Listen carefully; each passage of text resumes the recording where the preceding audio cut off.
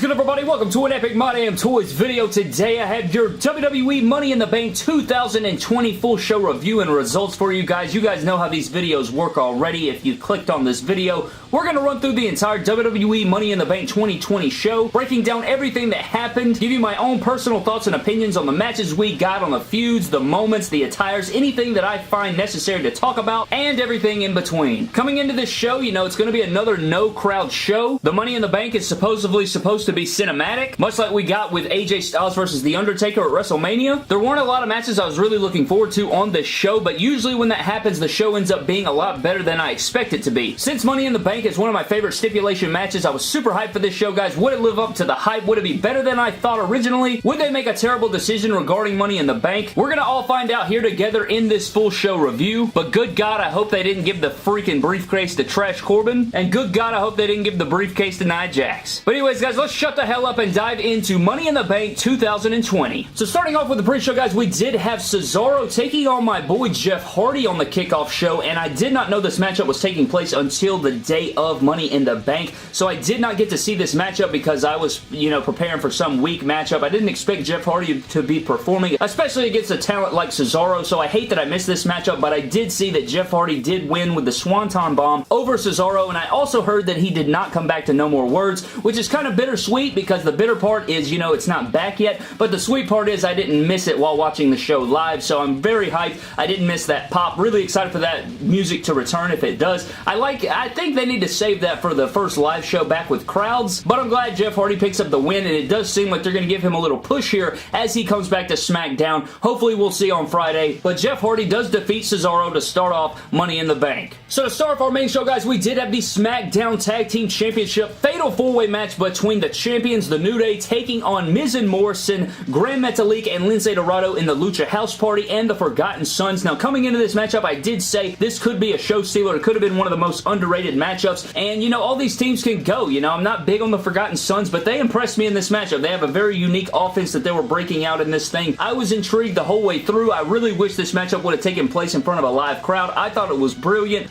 You know, a lot of high-paced attacks. I thought that the match was like 90-0, and the only thing that was disappointing was it did seem a bit choreographed at times, which can get on my nerves, but I didn't think it was too bad. Maybe one or two moments here and there, but the athleticism was on point. The New Day does retain their tag titles, and I do, you know, I'll go along with it. Nothing too big. I don't know why Miz and Morrison necessarily had to lose, but I thought that this matchup was pretty good to start off the show. Again, would have been really cool to see in front of a live crowd with their reactions and stuff, but overall, solid little football game to open up, and I'm sort of glad, I guess, that the New Day retained their tag team championships. Next up, guys, we did have R-Truth taking on MVP in a matchup that I was kind of just, I wasn't really looking forward to it. You know, I don't really want to see this matchup take place in 2020. However, I was intrigued by it just to see what would happen. You know, I was figuring, oh, snap, give R-Truth a little victory right here over MVP. But that is not what happened. They got in the ring, they had a little biff and bath back and forth. Yeah, I said biff and bath. MVP pretty much just gets on the mic, and then out of nowhere, here comes Bobby Trashley, of all people, and I couldn't tell. It looked like MVP had Bobby Trashley waiting to come out, like, you know, he kind of set it up for himself, but at the same time, his look on his face when Bobby Lashley came out was like, who the hell is this fool? What is he doing? So I don't know what they were trying to entail. I think Saxton said that MVP had Bobby Lashley waiting, so if that's the story they were coming across, I don't think they delivered that. However, R-Truth takes on Bobby Trashley, and Bobby Trashley pretty much just whips Truth ass, pretty much. He just beats the hell out of Truth. Truth gets a little bit of offense, not really. Takes a spear, 1, 2, 3, Truth loses. I mean, good God, man. I don't understand why we even had to see this. Why even do this? I guess we're going to continue this feud on. I don't really know what's going on. I would have liked to seen Truth get an upset victory or beat, you know, one-on-one with MVP. That would have been nice, to be honest with you. But Truth pretty much just gets wasted, and yeah, that's pretty much it for this match. It didn't really mean anything. Next up, guys, was the SmackDown Women's Championship match between Bayley and Tamina, and you guys know, if you follow the channel, you know that Tamina is one of my least favorite female performers in the entire industry. So coming into this matchup, I was not not invested. I didn't understand why she was gifted this matchup. I just don't see the point in it. I guess just to add another notch on the belt of Bayley on her championship reign. As, you know, every single pay-per-view, it seems like I say Bayley needs this victory because, you know, she hasn't had the championship for that long. Well, now she's had the championship for a little bit, and she continues to go, man. So, great for Bayley in this scenario. She adds another notch here as she defeats Tamina. I will say about the matchup, I wasn't invested in it, but it was pretty physical. I was not buying the babyface aspect they were trying to push on commentary and leading up to this matchup with Tamina, because Tamina's always been a heel. She's always just has been, you know, just the bully of the bunch. And I can't get behind that whatsoever, and I don't like her in-ring abilities or her characters. Just blah and boring. But Bayley does win, which I am happy with, and Tamina, yeah. This matchup was physical, I must say, but yeah, that's about it. Next up, guys, was the Universal Championship. I'm sorry. Next up, guys, was the Blue Universal Championship match between Braun Strowman taking on Bray Wyatt. It was not The Fiend. It was not this version of Bray Wyatt. It was Firefly Funhouse Bray, who is much more entertaining and better than The Fiend. So in this portion of the show, we did get this matchup. It was an actual matchup. It was not like John Cena versus Bray Wyatt at WrestleMania, which I thought was much better, honestly. I loved the storytelling. I loved the imagery. I loved everything about that. I thought that was beautiful. I thought this matchup was what it was. You know, it's just a little physical matchup, guys, going back and forth. I think the story of this matchup was definitely just the story itself being told between the two. We had the black sheep mask coming back from Braun. He used it to kind of lure Bray out of his shell a little bit, get him a little bit vulnerable, hits him with the power slam, and 1, 2, 3, Braun Strowman retains his Blue Universal Championship and beats Bray Wyatt. Now, I'm guessing that this feud will not be over. I don't know where we go from here, but maybe we'll get some more storyline elements of these two, and I'm not invested in it, but it is cool to see how they play it out and tie it to the past because I love long-term shit like that. But anyways, ladies and gentlemen, Braun Strowman is still your Blue Universal Champion over Bray Wyatt at Money in the Bank. Next up, guys, was the WWE Championship match between Drew McIntyre taking on Seth Rollins in a matchup that I was very much looking forward to. And before we even get into the matchup, guys, we have to discuss Seth Rollins getting brand new entrance music that I was not a fan of, man. I was not a fan of it. It sounds really, really generic. I want to know what you guys think in the comment section below. I feel like his Burn It Down theme is very, you know, just awesome. I think his Burn It Down theme is one of the best themes in all of WWE, and I understand that people have to change themes sometimes, but I don't know about this one. I really don't. I know it fits the Messiah gimmick or whatever, but I feel like maybe just removing Burn It Down from the theme and taking it back to his 2014 theme when he just split from the Shield would have been pretty cool, or just something else. I just think that if the theme was good to listen to, maybe I would enjoy it or understand the switch, but the music right now I'm not a fan of. But anyways, getting into the matchup, this was very physical. I felt like it was slow at times, but I thought that it was solid for what we got. I liked it, how it picked up the momentum near the end. We had some great back and forth, some great sequences of these guys, and I enjoyed the matchup overall. At the end, we did get a Claymore kick on Seth Rollins, and Drew McIntyre does retain the WWE Championship, which is the right move. Overall, though, I did enjoy it. You know, it is what it is. Good notch right here on the championship reign of Drew McIntyre. Can't wait to see what's next for the guy. It does seem like their feud is over because after the matchup, Drew McIntyre went for the handshake on Seth Rollins. But we will have to see just how this thing goes. I guess, you know, it remains to be seen. We will find out. But Drew McIntyre is still your WWE Champion in his first title defense here. Good run for him. Let's keep this thing rolling.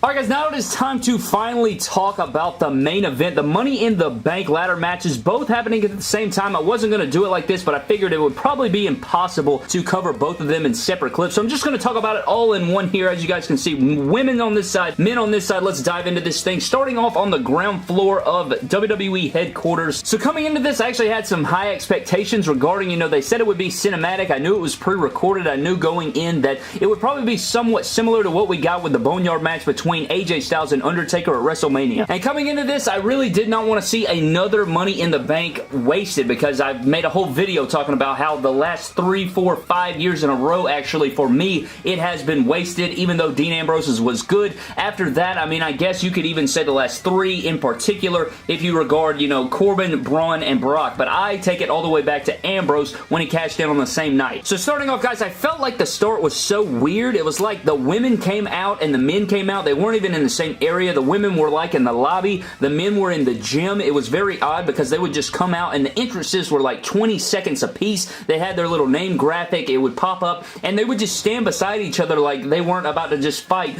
for the Money in the Bank briefcase. So they just came out and stood right beside each other waiting on the next person. I was also wondering, why the hell did the men start off in the gym? I just thought that was odd. Like, why are they in the gym and the women out in the lobby? I don't know. I just thought that was kind of odd. I guess to separate them, but I don't know. Just a little bit odd there. So from the jump, you know, we basically, Asuka jumps off of this little platform she was on. She then jumps in the elevator. The men are brawling in the gym. I thought this was pretty good, you know, using the weights as weapons and stuff like that. A few funny moments taking place. I felt like the whole matchup itself was pretty much one giant comedic spot, which I think it's really hard to judge because, you know, I guess let me get through all this and then we will discuss it a little bit. So basically, Otis takes a big barbell and it's got a lot of weight on it. He sits it on AJ Styles' chest and it's, you know, it pretty much makes AJ Styles unable to move. So he's sitting there yelling. He's like, Rey Mysterio, help me. And then Rey Mysterio says, that's loco. And he runs off. I thought that was pretty hilarious. Them brawling all over the building, you know, I didn't really have a problem with that. I thought that was excellent. I figured that's what we would get. Guys brawling all over, throwing people into stuff, throwing, you know, getting crazy.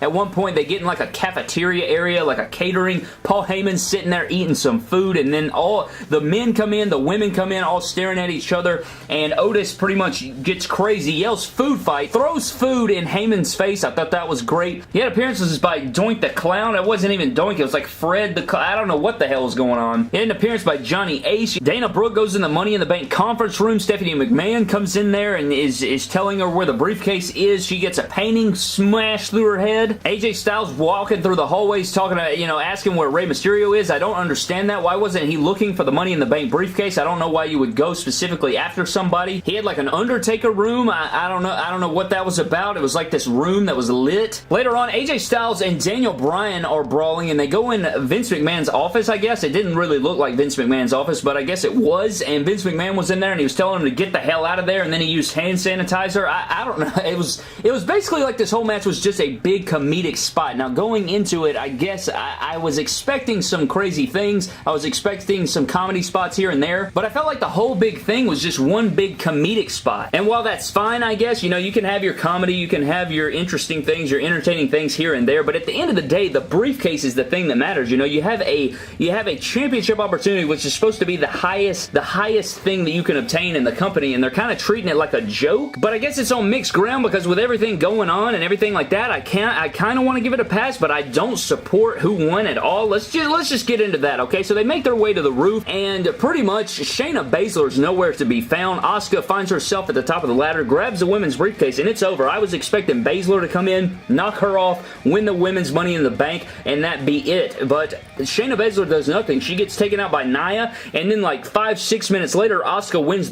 the briefcase. So that match is over. The women are done, and then here come the men. Trash Corbin launches Aleister Black and Rey Mysterio off the roof, and nobody even acted like they gave a damn. It was just, there they go over the top, and that was it. And they didn't show them crash landing. They just threw them off the roof. So apparently Aleister Black and Rey Mysterio are dead. So then we cut inside the ring. AJ Styles, Daniel Bryan, and Trash Corbin and Otis are all going at it. AJ Styles and Trash Corbin are at the top of the ladder doing battle.